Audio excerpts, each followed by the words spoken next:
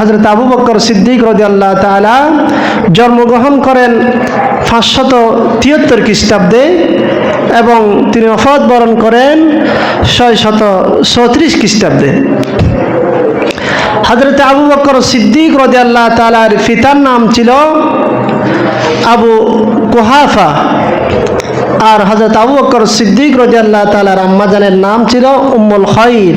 উম্মুল খায়র। হযরত আবু বকর রাদিয়াল্লাহু তাআলার স্ত্রীদের সংখ্যা ছিল 4 জন। স্ত্রীদের সংখ্যা ছিল কয়জন? 4 জন। এই 4 জনের মধ্যে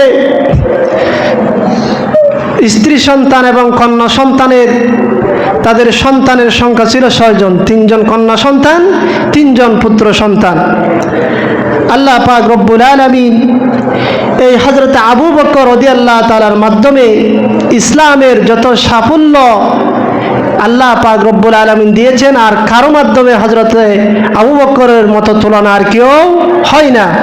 এই জন্য আল্লাহর রাসূল সাল্লাল্লাহু আলাইহি ওয়াসাল্লাম আবু বকর সম্পর্কে বলেছিলেন, সহিহ বুখারীর বর্ণনায় আল্লাহর হাবিব সাল্লাল্লাহু আলাইহি ওয়াসাল্লাম বলেন, লাউ কুনতু মুত্তাখিজান মিন উম্মতি খলিলা, আমি যদি আমার উম্মতের মধ্যে কাউকে যদি বন্ধু রূপে গ্রহণ করতাম, লাত্তাখাযাতু আবু বকরিন, আমি হযরত আবু বকর সিদ্দিক রাদিয়াল্লাহু তাআলাকে বন্ধু হিসেবে গ্রহণ করতাম। বড় করে বলি সুবহানাল্লাহ।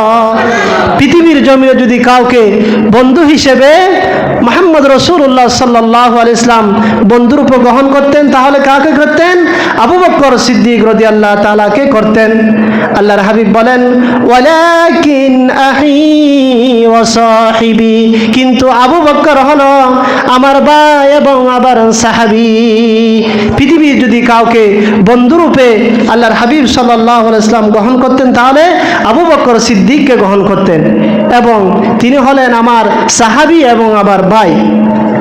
সম্মানিত হাজিরিন, ইসলাম শুরুর দিকে প্রাপ্তবয়স্কের মধ্যে প্রথম ইসলাম গ্রহণ করেছেন হযরত আবু বকর সিদ্দিক রাদিয়াল্লাহু তাআলা আনহু। এই ইসলামের প্রথম দিকে যখন কাফের মুশরিকরা যারা নতুন নতুন মুসলমান হচ্ছে তাদেরকে বিভিন্নভাবে নির্যাতন করতেছে, তাদের মধ্যে একজন ছিল হযরতে বেলাল হাবশী রাদিয়াল্লাহু তাআলা। হযরতে বেলাল যখন ইসলাম গ্রহণ করলেন, ইসলাম গ্রহণ করার কারণে তার মালিক তাকে উত্তপ্ত রোদের মধ্যে শোয়াইয়ে তার উপর বড় একটা পাথর চাপা দিল। বড় করে বলি নাউজুবিল্লাহ। কি জন্য দিয়েছিল? শুধু ইসলাম গ্রহণ করার কারণে। কি করার কারণে? ইসলাম গ্রহণ কারণে। হযরত আবু বকর রাদিয়াল্লাহু তাআলা ছিল তখন আরবের মধ্যে সর্বশ্রেষ্ঠ সম্পদশালী ব্যক্তি, আরবের মধ্যে সম্পদশালী ব্যক্তি ছিল। তখন হযরত আবু বকর রাদিয়াল্লাহু তাআলা একটা দাসের বিনিময়ে হযরতে বেলাল রাদিয়াল্লাহু তাআলাকে ওই কাফের থেকে মুক্ত করলেন। বড় করে বলি সুবহানাল্লাহ। এইভাবে ইসলামের শুরু থেকে শুরু করে আবু বকরের যে অবদান রয়েছে তার সাথে আর কারো তুলনা হয় না। এমনকি ইসলামের দাওয়াত দিতে গিয়ে আল্লাহ রাসূল সাল্লাল্লাহু আলাইহি ওয়াসাল্লাম যখন ইসলামের দাওয়াত দিচ্ছে মানুষকে, তখন কাফের মুশরিকরা আল্লাহর হাবিব সাল্লাল্লাহু আলাইহি ওয়াসাল্লামের উপর বিভিন্নভাবে আক্রমণ, বিভিন্নভাবে নির্যাতন করতে লাগলো। সহিহ বুখারীর বর্ণনায় একদিন আল্লাহর হাবিব সাল্লাল্লাহু আলাইহি ওয়াসাল্লাম কাবার চত্বরে নামাজ আদায় করতেছেন। কি আদায় করতেছেন? নামাজ আদায় করতেছেন। এই সময় উকবা ইবনে মুঈত আসলো। আসার পরে তার গামছা দিয়ে আল্লাহর হাবিব সাল্লাল্লাহু আলাইহি ওয়াসাল্লামকে শক্ত করে চেপে ধরলেন। কি করলেন? উকবা ইবনে মুঈত সে ছিল কাফের। কাবার চত্বরে নামাজ পড়ার কারণে আল্লাহর হাবিব সাল্লাল্লাহু আলাইহি ওয়াসাল্লামকে কি করতে লাগলেন? পেঁচিয়ে ধরলেন। এই সময় হযরত আবু বকর আসলেন। আবু বকর এসে ওই উকবা ইবনে মুঈত থেকে আল্লাহর হাবিব সাল্লাল্লাহু আলাইহি ওয়াসাল্লামকে রক্ষা করলেন, এবং আবু বকর বললেন, আতাকুতুলুনা রাজুলান আইয়াকুলু রাব্বি আল্লাহ। আবু বকর বললেন, তোমরা কি এই ব্যক্তিকে শুধু এই জন্য হত্যা করবে যে শুধু বলে আমার আল্লাহ এক? কি আল্লাহ রাসূল কি বলেছিল? শুধু একটা কথা বলেছিল, বলেছিল তোমরা বলো যে আল্লাহ এক। এই কথা বলার কারণে আল্লাহর হাবিব সাল্লাল্লাহু আলাইহি ইসলামকে এইভাবে নির্যাতন করতে লাগলেন। কিন্তু সেই সময়ে হযরত আবু বকর রাদিয়াল্লাহু তাআলা আল্লাহর হাবিব সাল্লাল্লাহু আলাইহি ইসলামকে কি করলেন? রক্ষা করলেন। এইভাবে হযরতে আবু বকর রাদিয়াল্লাহু তাআলা ছিলেন আল্লাহর হাবিব সাল্লাল্লাহু আলাইহি ইসলামের হিজরতের সঙ্গী। কিসের সঙ্গী? হিজরতের সঙ্গী। একদিন আল্লাহর হাবিব সাল্লাল্লাহু আলাইহি ইসলাম আবু বকরকে বললেন, আবু বকর কি করতে চাইলেন? প্রথমত আবু বকর একদিন হিজরত করতে চাইলেন। যখন মক্কার মধ্যে বেশি অত্যাচার হচ্ছে, নিপীড়ন হচ্ছে, মানুষকে অত্যাচার করতেছে, আবু বকর রাদিয়াল্লাহু তাআলা হিজরত করার জন্য ঘর থেকে বের হলেন। তখন আবু বকর রাদিয়াল্লাহু তাআলা ছিলেন আরবের মধ্যে সর্বশ্রেষ্ঠ ধনী লোক। তখন যখন এই মক্কা থেকে বের হয়ে হিজরত করার জন্য উদ্দেশ্যে বের হলেন, তখন পথিমধ্যে আবু বকরের সাথে দেখা হলো আবু দুগানা ইবনে দুগানার সাথে। জিজ্ঞাসা করা হলো, ও আবু বকর তুমি কোথায় যাচ্ছ? আবু বকর বলল, আরবের কাফেররা মুশরিকরা আমাকে নির্যাতন করতেছে, সেই জন্য আমি এই মক্কা ছেড়ে হিজরত করতে যাচ্ছি। তখন আবু দুগানা বলল, কিভাবে তোমাকে নির্যাতন করতে পারে? তুমি তো অসহায়দেরকে কি করো? দান করো, আত্মীয়তার সম্পর্ক রক্ষা করো, তুমি তো একজন ভালো মানুষ, তোমাকে কিভাবে তারা এই মক্কা থেকে বের করে দিতে পারে? এটা কখনো হতে পারে না। আর আবু দুগানা ছিল সে সময়ের একজন সম্পদশালী গোত্র প্রতিনিধি। তখনকার সময় একটা নিয়ম ছিল যে কোনো ব্যক্তি যদি বলে যে এই ব্যক্তিকে আমার জিম্মায় রাখলাম, তার কোনো ক্ষতি করতে পারবে না, সেই সময় একটা এরকম চুক্তি ছিল। তখন হযরত আবু বকর রাদিয়াল্লাহু তাআলাকে ওই আবু দুগানা নিয়ে আসলেন। আবু দুগানা নিয়ে এসে বললেন যে ঠিক আছে, তুমি যখন তাকে নিশ্চয়তা দিলা, তাহলে আবু বকর কি করতে পারবে না, বাইরে মসজিদে হারামে এসে ইবাদত করতে পারবে না, তাকে ঘরের মধ্যে ইবাদত করতে হবে। কোথায় ইবাদত করতে হবে? ঘরের মধ্যে ইবাদত করতে হবে। তখন আবু বকর কি করলো? কিছুদিন ঘরের মধ্যে ইবাদত করলো। ঘরের মধ্যে ইবাদত করার পরে ঘরের সামনে একটা মসজিদ নির্মাণ করলো। ওই মসজিদের মধ্যে হযরত আবু বকর রাদিয়াল্লাহু তাআলা কোরআন তেলাওয়াত করতে লাগলেন, নামাজ আদায় করতে লাগলেন। যখন হযরত আবু বকর রাদিয়াল্লাহু তাআলা কোরআন তেলাওয়াত করেন, তখন কাফের মুশরিকরা, তাদের সন্তানরা, স্ত্রীরা হযরত আবু বকর রাদিয়াল্লাহু তাআলার কোরআন শুনে মুগ্ধ হয়ে যেতেন। বড় করে বলি সুবহানাল্লাহ। তখন কাফের মুশরিকরা হতাশ হয়ে গেল। এখন আবু বকর তো আবার নতুনভাবে কি শুরু করে দিল? নামাজ শুরু করে দিল, কোরআন শুরু করে দিল। এভাবে তো চলতে পারে না, এভাবে চললে তো আমার সন্তানরা, আমাদের স্ত্রীরা মুসলমান হয়ে যাবে। তখন আবু দুগানাকে ডাকা হলো, হে আবু দুগানা, তোমার খাতিরে আমরা আবু বকরকে কি দিলাম? আশ্রয় দিলাম। এখন তো আবু বকর আবার ঘরের সামনে একটা মসজিদ নির্মাণ করলো, ওই মসজিদের মধ্যে নামাজ পড়তে লাগলো, কোরআন তেলাওয়াত করতে লাগলো। আমাদের সন্তানরা, আমাদের স্ত্রীরা তো সবাই মুসলমান হয়ে যাচ্ছে, এখন কি করবা? হযরত আবু দুগানাকে কাফেররা বলল, এইভাবে আর চলতে পারে না। হযরত আবু দুগানা বললেন, ও আবু বকর, তোমার সাথে আমার যে চুক্তি হয়েছে, তুমি তো সেই চুক্তি রাখতে পারলা না। তোমার সাথে আমার আর কোনো চুক্তি নাই। তোমার সাথে তুমি থাকো, তোমার সাথে আর আমি নাই। কে বলল? আবু দুগানা বলল। আবু দুগানা এই কথা বলার পরে হযরত আবু বকর বললেন, যে আল্লাহ পাক রব্বুল আলামিন আমাকে লালন পালন করেছে, সে আল্লাহ পাক রব্বুল আলামিনের উপর আমি ভরসা করলাম, তোমার আর নিশ্চয়তা আমার লাগবে না। বড় করে বলি সুবহানাল্লাহ।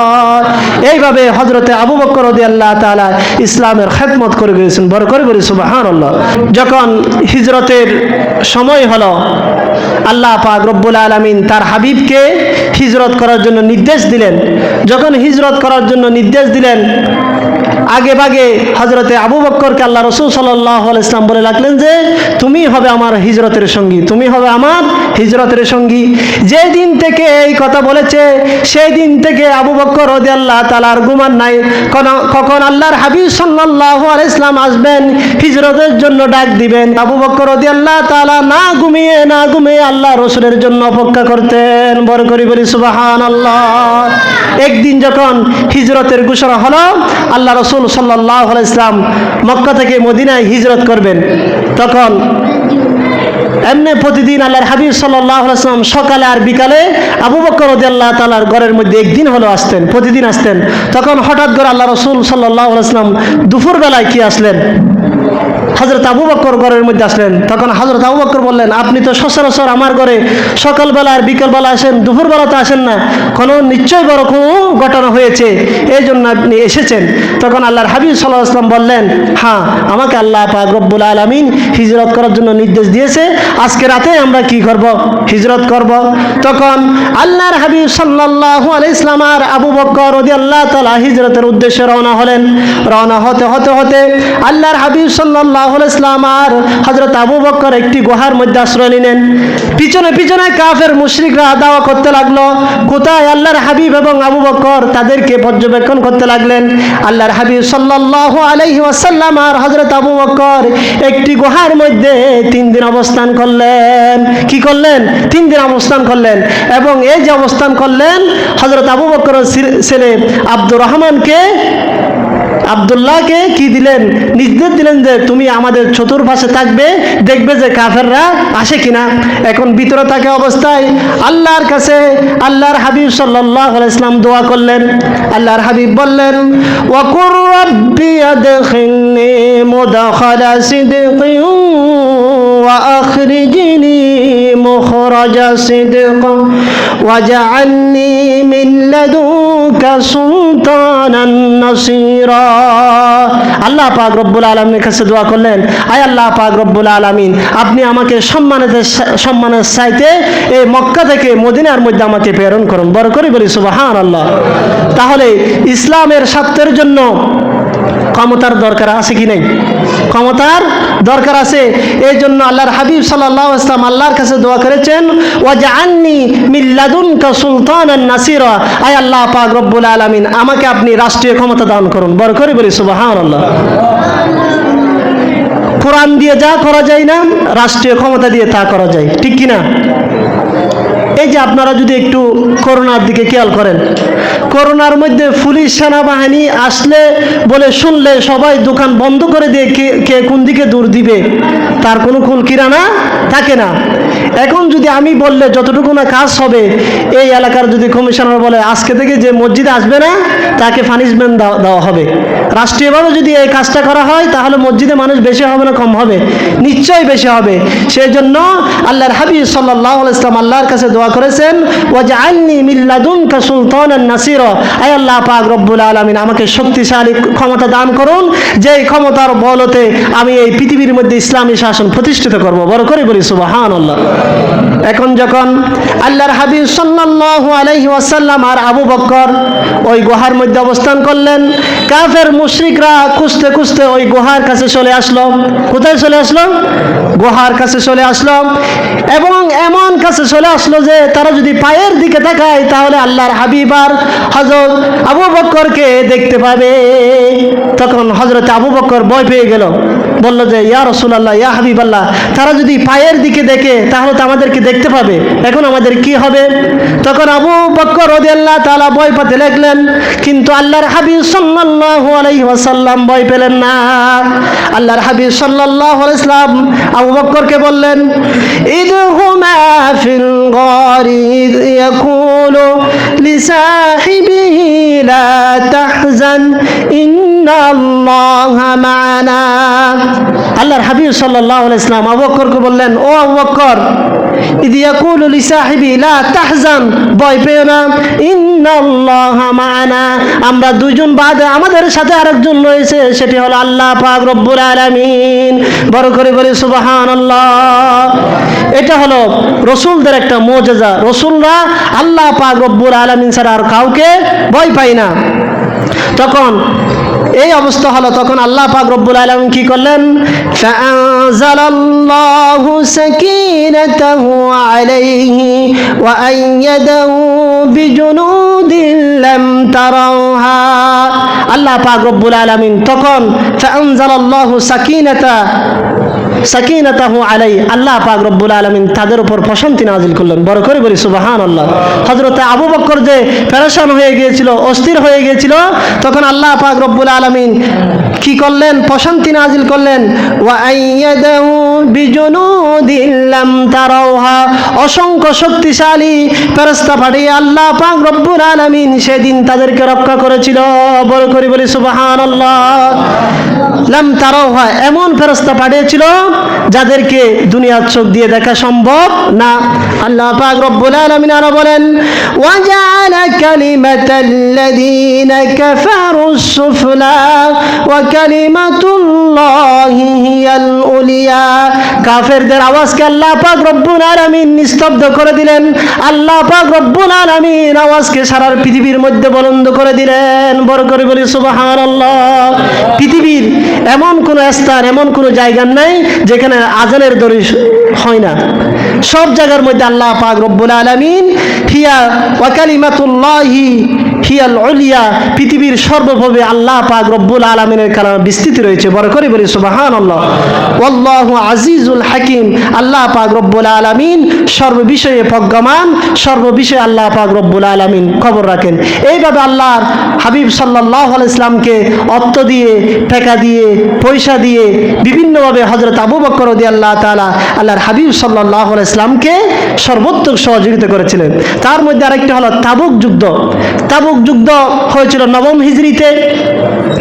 এটি ছিল, এই যুদ্ধটা ছিল রোম সাম্রাজ্যের সাথে। তারা ছিল সেই সময়ে বিশ্বের অর্ধেক দেশের শাসন। সারা বিশ্বকে যদি অর্ধেক করা হয়, এই বিশ্বের অর্ধেক পৃথিবীর শাসন করত রোমকরা। এই রোমকদের যখন কি করা হবে, তাদের সাথে যুদ্ধ করা হবে, আল্লাহ রাসূল সাল্লাল্লাহু আলাইহি ওয়াসাল্লামকে সাহাবীদেরকে নির্দেশ দিলেন, তোমাদের মধ্যে যাদের যা কিছু রয়েছে তা যুদ্ধের জন্য তোমরা কি করো, দান করো। তখন হযরত ওমর মনে করলেন যে তখন হযরত ওমরের অনেক সম্পদ, কিন্তু আবু বকর রাদিয়াল্লাহু তাআলা সেই সময়ে আরবের মধ্যে সর্বশ্রেষ্ঠ ধনী ছিল। ধনী থাকার কারণে তিনি তার সম্পদ সবগুলো ইসলামের খাতিরে বিলিয়ে দিয়েছিল। কিন্তু তখনকার সময়ে হযরত ওমরের কাছে কি ছিল, সম্পদ ছিল। ওমর মনে মনে ভাবলো যে এবার হয়তো আমি আবু বকরকে ডিঙিয়ে যাব। কি যাব? আবু বকরকে ডেগিয়ে যাব, আমি বেশি সম্পদ আল্লাহর রাস্তায় কি করব, দান করব। তখন হযরতে ওমর রাদিয়াল্লাহু তাআলা তার সম্পদ নিয়ে আল্লাহর হাবিব সাল্লাল্লাহু আলাইহি ওয়াসাল্লামের কাছে আসলেন। আল্লাহর হাবিব তাকে জিজ্ঞাসা করলেন, মা আবকাইতা আহলিকা কুনতু মিসলুম। ও আবু বকর, ও ওমর, তুমি কত সম্পদ তোমার পরিবারের জন্য রেখে এসেছো? তখন হযরত ওমর বললেন, ইয়া রাসূলুল্লাহ, ইয়া হাবিবাল্লাহ, যত সম্পদ আমি আপনার জন্য এনেছি তত সম্পদ আমি আমার পরিবারের জন্য রেখে এসেছি। বড় করে বলি সুবহানাল্লাহ। তার কিছুক্ষণ পরে এই হাদিসটি তিরমিজির 3675 নম্বর হাদিস। তার কিছুক্ষণ পরে ওয়াতি আবু বকর বিকুল্লি মা ইনদাহু, আবু বকর রাদিয়াল্লাহু তাআলা তার সমস্ত সম্পদ নিয়ে আল্লাহর হাবিবের কাছে রওনা হলেন, আল্লাহর হাবিবের কাছে আসলেন।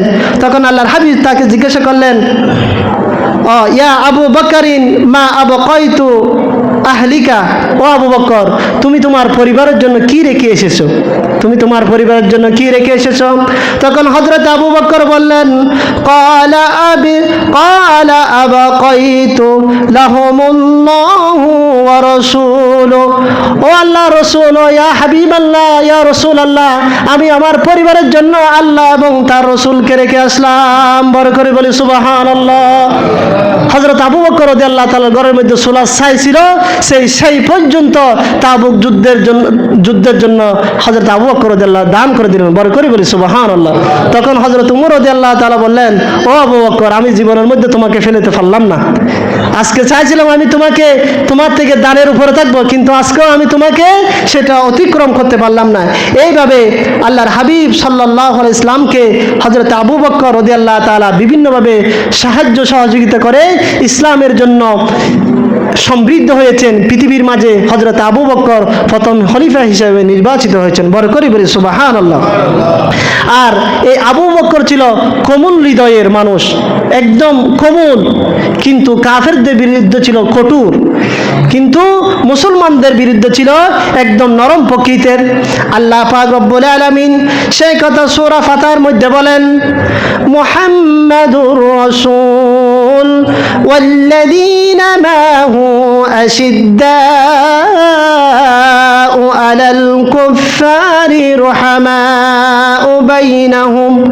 মুহাম্মদ, আল্লাহ পাক রব্বুল আলামিন রাসূল, তার সাহাবীরা তার সাহাবীরা কাফেরদের ব্যাপারে বড়ই কঠোর, বড়ই নিষ্ঠুর, কিন্তু মুসলমানদের ব্যাপারে বড়ই নমনীয়, একে অপরকে ভীষণভাবে ভালোবাসে। বড় করে বলি সুবহানাল্লাহ। এখানে এই কথা বলে হযরত আবু বকর সিদ্দিক রাদিয়াল্লাহু তাআলাকে বোঝানো হয়েছে। আবু বকর রাদিয়াল্লাহু তাআলা কত ধৈর্যশীল ছিল, কত উত্তম ব্যক্তি ছিল একটি ঘটনার মধ্যে বোঝা যায়। যখন আল্লাহর হাবিব সাল্লাল্লাহু আলাইহি ওয়াসাল্লাম দুনিয়া থেকে বিদায় নেবেন, যেই দিন আল্লাহর হাবিব সাল্লাল্লাহু আলাইহি ওয়াসাল্লাম দুনিয়া থেকে বিদায় নিলেন, তখন সাহাবীরা আশ্চর্য হয়ে গেল। কেউ কল্পনা করতে পারতেছে না যে আল্লাহর হাবিব সাল্লাল্লাহু আলাইহি ওয়াসাল্লাম দুনিয়া থেকে চলে গিয়েছে। এমনভাবে সাহাবীরা আল্লাহর হাবিব সাল্লাল্লাহু আলাইহি ওয়াসাল্লামকে কি করত? ভালোবাসত।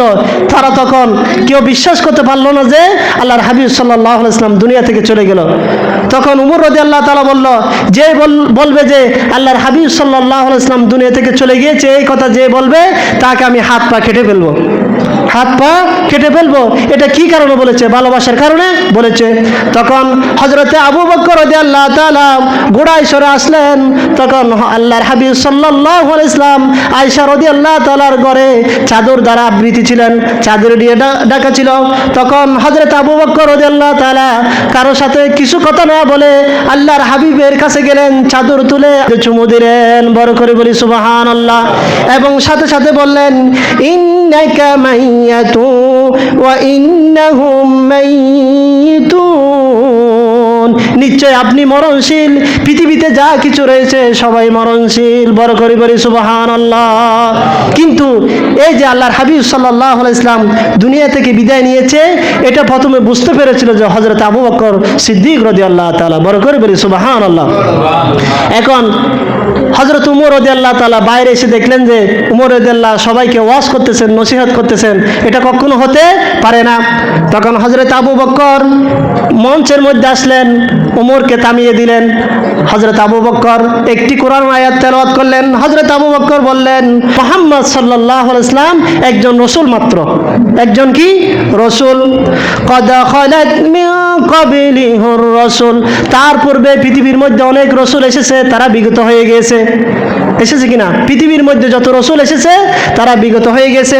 আবু বকর বলেন, আফা ইম্মাতা আও কুতিলা ক্বালাবতুম আলা আকাবিকুম, আল্লাহর হাবিব সাল্লাল্লাহু আলাইহি ওয়াসাল্লাম যদি মারা যায়, তাকে যদি কেউ হত্যা করে, তাহলে কি তোমরা তার দিন থেকে চলে যাবে?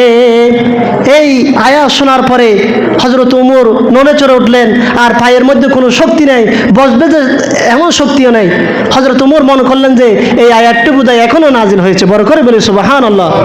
মুহাম্মদ রাসূল একজন রাসূল ব্যতীত কেউ নাই, কেউ নয়। তার পূর্বে কদ খালাত মিন ক্বাবলিহির রাসূল, তার পূর্বে অনেক রাসূল এসেছে, তারাও মৃত্যুবরণ করেছে। আল্লাহর হাবিব সাল্লাল্লাহু আলাইহি ওয়াসাল্লামও দুনিয়া থেকে বিদায় নিয়েছে। বড় করে বলি সুবহানাল্লাহ। এবং বলেন, আফা ইম্মাতা আও কুতিলা ক্বালাবতুম আলা আকাবিকুম, তাহলে রাসূল চলে গেলে কি তোমরা কি তার দিন থেকে চলে যাবে? না, এটা কখনো সম্ভব নয়। তোমরা যদি তার দিন থেকে চলে যাও, ওয়া মান ইয়ানকালিবি আলা আকিবাই, তোমরা যদি তার দিন থেকে চলে যাও, তাহলে আল্লাহ পাক রব্বুল আলামিনের কোনো ক্ষতি করতে পারবে না। কেউ যদি ইসলাম থেকে চলে যায়, আল্লাহ তাআলার কোনো ক্ষতি হবে? কিন্তু বরং ইসলামের মধ্যে থাকলে আল্লাহ রাসূল যে বিধান নিয়ে এসেছে, যে বিধান অনুযায়ী চলতে বলেছে, সেই বিধান অনুযায়ী যদি চলে, তাহলে তারই লাভ হবে, আল্লাহ তাআলার কোনো লাভও হবে না, আল্লাহ তাআলার কোনো অলাভও হবে না। সেজন্য আল্লাহ তাআলা বলেন, তোমরা যদি ফালাইয়াদুরুল্লাহা শাইআ, তোমরা যদি রাসূলের পথ থেকে সরে যাও, আল্লাহ তাআলার বিধান থেকে যদি চলে যাও, তাহলে আল্লাহ পাক রব্বুল আলামিনের কোনো ক্ষতি হবে না। আল্লাহ পাক রব্বুল আলামিন আরো বলেন, ওয়াসায়াজজি আল্লাহু শাকিরিন, এই সময় যারা ধৈর্য ধারণ করবে, রাসূলের দ্বীনের উপর থাকবে, রাসূলের আদর্শ মেনে চলবে, তাদের জন্য আমি পুরস্কারের ব্যবস্থা করে রেখেছি। বড় করে বলি সুবহানাল্লাহ। তাহলে এইভাবে যখন ক্লান্তিলগ্ন ছিল, এইভাবে হযরত আবু বকর রাদিয়াল্লাহু তাআলা সবাইকে কি করেছিল? উদ্বুদ্ধ করেছিল, ইসলামের প্রতি আকৃষ্ট করেছিল। আরেকটি ঘটনা, হযরত আবু বকর রাদিয়াল্লাহু তাআলা তখন মুসলিম জাহানের খলিফা, মুসলিম জাহানের খলিফা। তখন আবু বকর কি করলেন? এদিকে খলিফা ঘর চালানোর মতো, সংসার চালানোর মতো কোনো টাকা পয়সা নেই। এখন কি করবে? আবু বকরের ব্যবসা ছিল কাপড়ের ব্যবসা। তখন হযরত আবু বকর রাদিয়াল্লাহু তাআলা মাথায় কাপড়ের বোঝা নিয়ে বাজারের উদ্দেশ্যে রওনা হলেন। প্রতিমধ্যে হযরত ওমরের সাথে দেখা হলো। ইয়া আমিরুল মুমিনিন, আপনি কোথায় যাচ্ছেন? হযরত আবু বকর বললেন, আমার তো সংসার চালাতে হবে, আমি কাপড় বিক্রি করতে যাচ্ছি। তাহলে আপনি যদি সংসার চালান, রাষ্ট্র কে চালাবে? রাষ্ট্র কে চালাবে? তখন হযরত ওমর কি করলেন? একটা বাতা নির্ধারণ করে দিলেন, একটা বাতা নির্ধারণ করে দিলেন। ওই বাতা দিয়ে আপনার সংসার চলবে, আপনার থেকে আর কাপড় বিক্রি করতে হবে না। কি বিক্রি করতে হবে না? কাপড় বিক্রি করতে হবে না। এখন সংসারের এই যেই বাজেট নির্ধারণ করে দেওয়া হয়েছে, ওটা দিয়ে হযরতে আবু বকর রাদিয়াল্লাহু সংসার চলতে কষ্ট হয়ে যেত। কি হয়ে যেত? কষ্ট হয়ে যেত। একদিন হযরতে আবু বকরের স্ত্রী বলল যে, আমরা আজ পায়েস খেতে, এই হাদিসটি সহিহ বুখারীর মধ্যে এসেছে, এই 3832 নং হাদিসের মধ্যে এসেছে। আল্লাহর এই হযরত আবু বকর সিদ্দিকের স্ত্রী বললেন যে, ইয়া আমিরুল মুমিনিন, আজকে আমাদের কিছু পায়েস খেতে হবে, আপনি যদি কিছু চিনি এনে দিতেন, ময়দা এনে দিতেন, তাহলে আমাদের জন্য ভালো হতো, আমরা পায়েস খেতে পারতাম। তখন আবু বকর বললেন, আমার তো তত সামর্থ্য নেই, আমি তোমাকে পায়েস আর চিনি এনে দিতে পারবো না। তখন কি করল? হযরতে আবু বকর রাদিয়াল্লাহু তাআলার স্ত্রী প্রতিদিন যে বাইতুল মাল থেকে খাবার এসে, সেখান থেকে অল্প অল্প চিনি জমা করলেন। কি করলেন? অল্প অল্প চিনি জমা করলেন। জমা করার পরে আরেকদিন বলল যে, আমরা পায়েস রান্না করব, আপনি অল্প করে ময়দা আনেন। তো বলল যে, তুমি চিনি কোথায় পাইছো? তখন স্ত্রী বলল যে, প্রতিদিন আমাদেরকে বাইতুল মাল থেকে যে খাবার দেয়, ওই খাবার থেকে একটু একটু রেখে দিয়েছি, জমা হয়েছে, তা দিয়ে যদি আপনি ময়দা এনে দেন, তাহলে আমরা পায়েস রান্না করব। তখন হযরতে আবু বকর সিদ্দিক বললেন, তাহলে তো বাইতুল মাল থেকে যে খাবার দেয়, এগুলো তো তাহলে আমরা খেয়ে বাঁচে, না হলে তুমি জমা কিভাবে রাখলে? যে কথা সেই কাজ। ওই চিনিগুলা নিয়ে হযরত আবু বকর সিদ্দিক বাইতুল মালের মধ্যে জমা করে দিলেন। বড় করে বলি সুবহানাল্লাহ। আর আমাদের একজন মন্ত্রীর পিএস, একজন মন্ত্রীর ড্রাইভার লক্ষ লক্ষ কোটি কোটি টাকার মালিক, ঠিক কিনা? এই জন্য আজকে উমরের বড়ই অভাব, আবু বকরের বড়ই অভাব। সেজন্য কবি বলেছেন, আজ সেই কোরআন আছে, হাদিস আছে, সেই আবু বকর উমর নেই, আলী হায়দার উসমান নেই। আজ সেই কোরআন আছে, হাদিস আছে, সেই ঈমান আর মানুষ নেই, আবু বকর উমর নেই। আজানের সুর আছে আগের মতো, বেলালের সেই রুহু নেই। আজ সেই কোরআন আছে, হাদিস আছে, সেই ঈমান আর মানুষ নেই, সেই আলী হায়দার উসমান নেই। আজকে আবু বকরের মতো মানুষ আছে? এই জন্য আমাদের সন্তানদেরকে হযরত আবু বকর, হযরত ওসমান, হযরত আলী রাদিয়াল্লাহু তাআলার জীবন শিক্ষা দেওয়ার প্রয়োজন আছে কি নাই? এখন আমরা বড় বড় দার্শনিকদের নাম সন্তানদেরকে শিক্ষা দিতে পারি, কিন্তু হযরত আবু বকর, হযরত ওসমান, হযরত আলী রাদিয়াল্লাহু তাআলার জীবনে যদি জিজ্ঞাসা করা হয়, তারা পারে না। সেজন্য আমরা এখন ইসলাম থেকে অনেক দূরে। সেজন্য আমাদের শিশুদেরকে, কবুলমতি শিশুদেরকে ছোট কাল থেকে তাদেরকে মসজিদমুখী করতে হবে। তাদেরকে যদি আমরা মসজিদমুখী না করি, মসজিদের সাথে তাদেরকে যদি সংশ্লিষ্ট না করি, তাহলে তারা বিভিন্ন মাদক দ্রব্যের সাথে মিশে যাবে, ঠিক কিনা? এই জন্য আমাদের উচিত সন্তানদেরকে মসজিদমুখী করা। এই জন্য যারা মা বাপ রয়েছেন, তাদেরকে, সন্তানদেরকে, গার্ডিয়ানদেরকে রক্ষা করতে হবে যে আমার সন্তানরা কোথায় চলতেছে, কার সাথে চলতেছে, কিভাবে চলাফেরা করতেছে, এইগুলা সন্তানদেরকে তাদের পিতামাতার থেকে এগুলা কি করতে হবে? পর্যবেক্ষণ করতে হবে। এগুলা যদি পর্যবেক্ষণ না করেন, একটা অবস্থায় গিয়ে ওই সন্তান আর পিতামাতাকে মানবে না। সেজন্য সম্মানিত হাজিরিন, আমাদেরকে হযরত আবু বকর, হযরত ওমর, ওসমান রাদিয়াল্লাহু তাআলার মতো যদি মানুষ গড়তে হয়, তাদের জীবনেই পড়ে আমাদেরকে মানুষ হতে হবে, ঠিক কিনা?